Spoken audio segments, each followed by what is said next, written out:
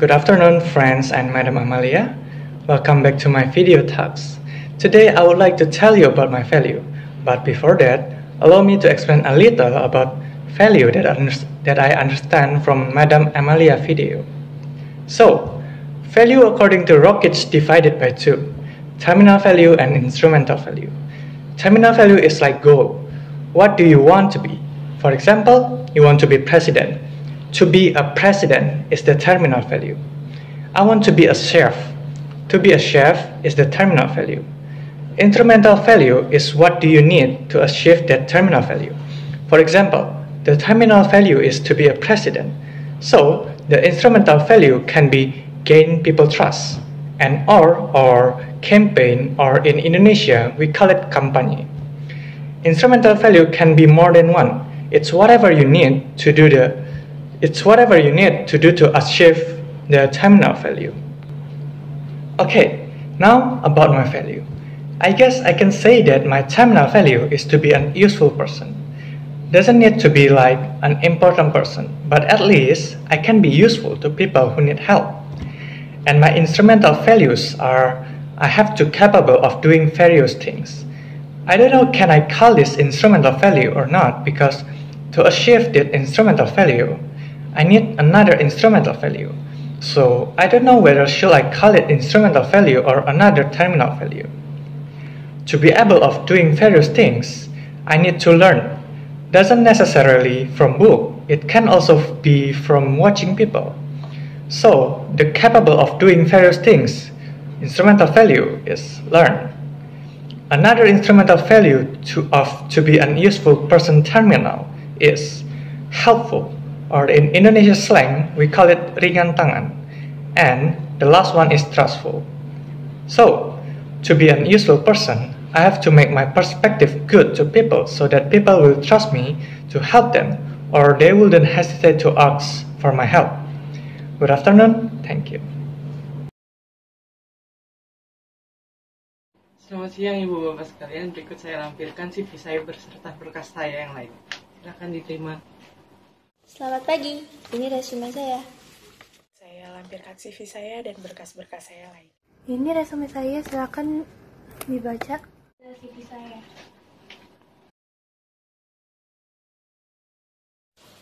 Sebelumnya izinkan saya memperkenalkan diri. Saya Natasha Putri Amabel, kelas D4 Perhotelan B 2019, NIM 19410100082. Ya, izinkan saya memperkenalkan diri. Nama saya Gabriel Syakotala Queen dari kelas D4 Hotel B19 dengan NIM 19410100081. Baik Ibu, izinkan saya memperkenalkan diri. Nama saya Emilia Wulandari dari kelas D4 Perhotelan B dengan NIM 19410100052. Sebelumnya perkenalkan, nama saya Krisabel Fania Alvina dari kelas D4 Hotel B 2019 dengan NIM 194101163. Pertama-tama saya ingin memperkenalkan diri saya. Nama saya Yohana Audrey dari kelas D4 Hotel B dengan NIM 19410100047. Baik Ibu, jadi di sini saya berminat untuk mendaftarkan diri sebagai supervisor di bagian kitchen. Jadi di sini saya ingin mendaftar untuk menjadi supervisor pada bagian kitchen. Saya ingin melamar jadi supervisor di bagian departemen kitchen. Iya, di sini saya ingin melamar menjadi supervisor di bagian kitchen. Saya ingin melamar menjadi supervisor di bagian kitchen.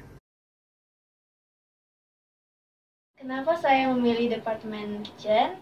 Karena saya sejak dulu itu suka memasak, dan menjadi supervisor di departemen kitchen ini merupakan goal saya sejak dulu.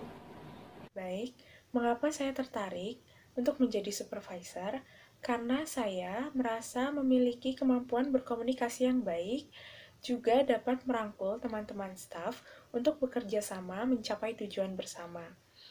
Mengapa saya memilih pada bidang kitchen? Karena saya menyukai memasak, Juga saya merasa cukup berpengalaman pada bidang kitchen. Saya ingin melamar menjadi supervisor di bagian kitchen karena saya suka sekali memasak dan saya telah memiliki pengalaman training di kitchen Hotel Mercure selama 6 bulan. Saya ingin melamar jadi supervisor departemen kitchen karena saya suka memasak, saya suka suasana kitchen, dan saya yakin saya bisa menjadi pimpinan yang baik. Ya, jadi pertama karena saya sangat suka memasak. Yang kedua, saya juga merasa sudah memiliki pengalaman yang cukup dalam bidang kitchen. Terima kasih.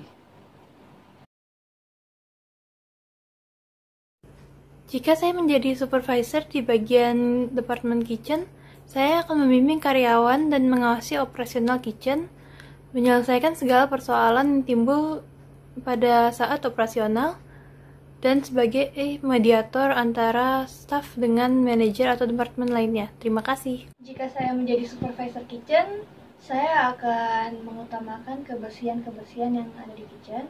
Kemudian saya akan mengkoordinasi semua aktivitas yang bergerak di kitchen agar semuanya berjalan dengan baik. Pastinya, kemudian saya akan merangkul rekan-rekan kerja saya agar suasana kerja menjadi nyaman dan baik. Pastinya saya akan membagi jadwal kerja dulu dengan sebaik-baiknya supaya segalanya dapat berjalan dengan lancar tanpa ada yang tabrakan satu dengan yang lainnya jamnya. Dan berikutnya juga saya tentunya akan menjadi sahabat atau teman bagi semua rekan-rekan kerja saya sehingga tidak ada yang merasa lebih dekat pada saya atau lebih saya pedulikan dibandingkan yang lainnya sehingga tidak ada kecemburuan. Dan tentu saja saya ingin membuat restoran yang maju sehingga saya juga konsentrasi pada membuat menu makanan baru sehingga akan lebih banyak lagi tamu yang akan berkunjung kemari. Sekian dari saya. Terima kasih. Baik, yang saya lakukan jika saya menjadi supervisor, yang pertama, saya mencari tahu tentang kemampuan masing-masing staf agar saya tepat menempatkan staf sesuai dengan kemampuannya. Yang kedua, saya akan mengatur jadwal sebaik mungkin serta seefektif mungkin. Lalu, saya akan melakukan rutin briefing serta evaluasi bersama staf dan selalu berkoordinasi dengan supervisor lainnya. Tak lupa, saya selalu memberi reward kepada staf yang berprestasi saat bekerja. Jika saya menjadi supervisor di bagian departemen kitchen, saya ingin memajukan kualitas kinerja di departemen kitchen agar menjadi lebih baik lagi dengan cara membimbing dan terus mengadakan pelatihan bagi chef tiap bulannya. Terima kasih.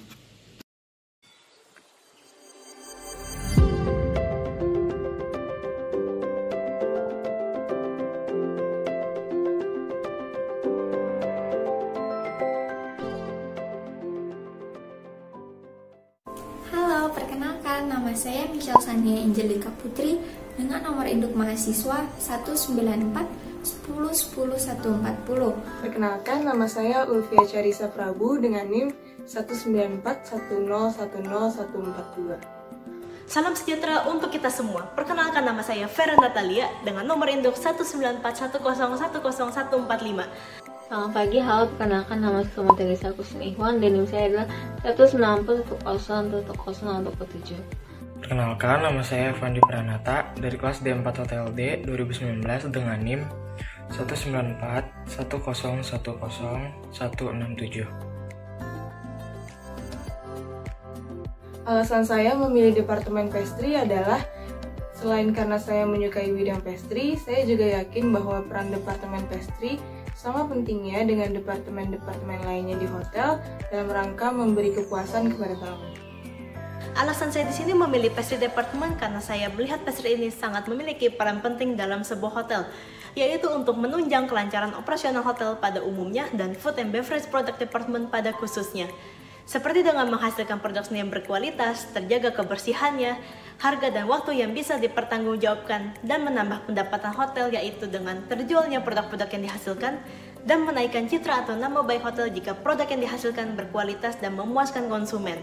Saya memilih untuk tanggung jawab di Departemen Pastry dikarenakan Departemen Pastry sama hal pentingnya seperti departemen lainnya di hotel. Dan Departemen Pastry pun dapat mendapat pendapatan yang menjanjikan jika dikelola dengan baik dan benar oleh hotel bersangkutan. Alasan saya memilih Departemen Pastry adalah karena saya menyukai bidang pastry dan juga pastry adalah sebagian dari diri saya dan merupakan passion saya. Lalu peran saya sebagai supervisor dan bagaimana cara saya mengembangkannya? Yaitu yang pertama, saya akan melakukan yang namanya planning, di mana saya akan merencanakan kegiatan yang baik yang menjadi tugasnya maupun bawahannya. Lalu yang kedua ada organizing. Di situ kita harus mampu mengkondisikan bahwa kegiatan dan tugas yang berada di lingkupnya berjalan dengan lancar. Yaitu yang ketiga adalah staffing. Di sini kita harus memastikan setiap orang yang terlibat pada tugas dan pekerjaan tersebut dapat bekerja sesuai dengan job desk masing-masing yang telah diberikan. Lalu yang keempat adalah directing, di mana kita memberikan arahan agar tugas atau pekerjaan dapat dilakukan dengan lancar. Lalu yang terakhir adalah controlling. Di sini kita wajib melakukan kontrol terhadap kegiatan yang ada dalam lingkup kerjanya. Selain itu, saya sebagai supervisor pastry department, saya akan selalu melaksanakan briefing pada para staff setiap harinya dan akan selalu memotivasi mereka supaya bisa lebih berkembang dan bekerja lebih baik lagi. Apabila saya menjadi supervisor pada Departemen Pastry yang merupakan bagian dari Food and Beverage Product, saya akan melakukan beberapa hal untuk memajukan departemen tersebut. Yang pertama, saya akan melakukan pengecekan kualitas secara berkala atau yang biasa dikenal dengan quality control. Mengapa saya melakukan hal tersebut? Karena menurut saya kualitas serta rasa dari produk yang dihasilkan oleh Departemen Pastry merupakan hal yang sangat penting. Kemudian yang kedua, saya bersama dengan tim akan menciptakan menu-menu baru sehingga menu yang terdapat di hotel tidak monoton. Kemudian yang ketiga, saya akan melakukan suatu program, yaitu adanya menu baru setiap 1 bulannya. 1 menu setiap 1 bulannya. Dan menu tersebut hanya tersedia pada bulan tersebut. Demikian hal yang akan saya lakukan apabila saya menjadi supervisor pada Departemen Pastry. Rencana yang akan saya lakukan jika saya bertanggung jawab sebagai supervisor di Departemen Pastry. Yang pertama, motivasi pada karyawan sehingga mereka dapat bekerja dengan baik, sehingga mereka dapat menghasilkan produk pastry terbaik. Yang kedua adalah melakukan penjualan dengan usaha-usaha. Di antaranya adalah melakukan promosi di sosial media ataupun melakukan promo-promo di hotel bersangkutan terkait dengan produk pastry tersebut. Yang ketiga adalah melakukan inovasi sehingga kue ataupun roti yang dihasilkan menjadi lebih unik dan memikat para pelanggan untuk membelinya yang nantinya akan mendapat pendapatan. Yang keempat adalah melakukan seminar mengenai skill sehingga para karyawan dapat meningkatkan skill mereka sehingga mereka dapat menghasilkan produk pastry terbaik. Rencana yang akan saya laksanakan untuk memajukan Departemen Pastry adalah mengenal baik karyawan saya, karena dengan mengenal dengan baik karyawan saya bisa memahami apa yang karyawan inginkan dalam bekerja dan mengenalkan mereka bahwa kita adalah pemimpin yang baik. Yang kedua, memperlakukan karyawan seperti manusia, memberikan penjelasan yang mereka dapat dengan mudah mengerti dan tangani. Saya juga akan menyadari bahwa saya adalah manusia dan karyawan adalah manusia yang dapat melakukan kesalahan. Jadi, saya akan menjadi pemimpin yang rendah hati dan mempunyai selera humor yang tinggi. Yang ketiga, menjadi pemimpin yang baik dengan berusaha mendengarkan keluh kesah karyawan dan memberikan solusi yang baik, dan juga memberikan mereka kepercayaan penuh agar mereka bisa mengemban pekerjaan dengan baik. Melanjutkan teman-teman saya sebelumnya, rencana yang akan saya lakukan sebagai supervisor Departemen Pastry di sebuah hotel adalah membangun hubungan yang erat dengan tim. Dengan begitu diharapkan kami dapat bekerja sama dengan baik dan menjalin komunikasi yang terbuka secara dua arah, sehingga kami dapat menghasilkan produk pastry yang terbaik, yang berkualitas, juga memberikan pelayanan yang memuaskan bagi para tamu.